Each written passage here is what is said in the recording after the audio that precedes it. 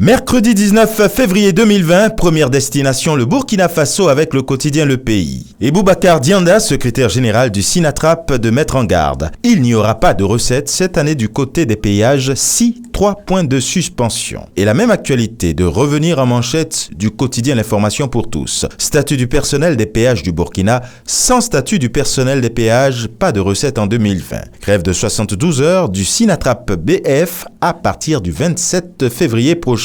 Et puis Sidoaya, lui, de titrer sur la caisse de dépôt et de consignation. Le premier investissement attendu en 2020, promet le journal. Une halte en Côte d'Ivoire avec Fraternité Matin. Coopération parlementaire, les Sénats ivoiriens et français renforcent leurs relations. Le président du Sénat français, Gérard Larcher, reçu par le chef de l'État après une séance de travail à l'Assemblée nationale. Et le Patriote, lui, en sa manchette, relève une volonté de bloquer le processus électoral.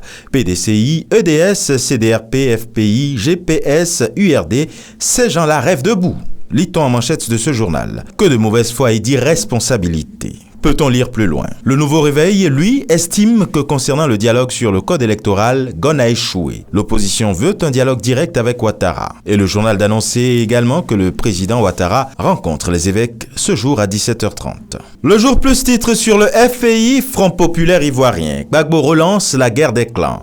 Afi roulé encore dans la farine. Au Cameroun, avec le jour, massacre de Ngarbour, l'ONU demande une enquête. Dans un communiqué, le secrétaire général de l'Organisation des Nations Unies, Antonio Guterres, souhaite que des dispositions nécessaires soient prises pour que les coupables répondent de leurs actes. Et le drame de Ngarbour de s'inviter également sur Info Matin. Le MINDEF porte plainte contre Kamto, Akere et Agborbala. L'armée victime d'un photomontage, Joseph Betty Assomo, dans un communiqué, réagit et éclaire l'opinion nationale et internationale. Et puis une affaire de vue avec l'œil du Sahel. Cataracte, le bir fait les yeux doux aux malades de l'extrême nord. Au Togo, pendant que la campagne électorale bat son plein, Togo Matin relève une pression djihadiste sur le pays. Et Foria Singbe de tirer à nouveau la sonnette d'alarme.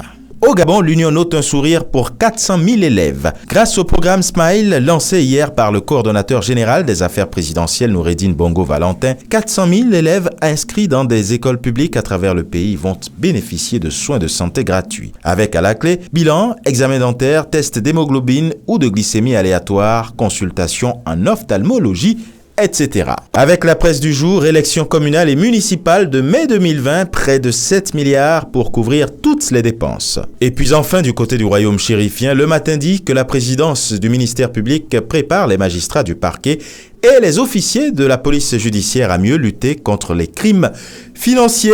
Et ce sera tout pour aujourd'hui. À demain.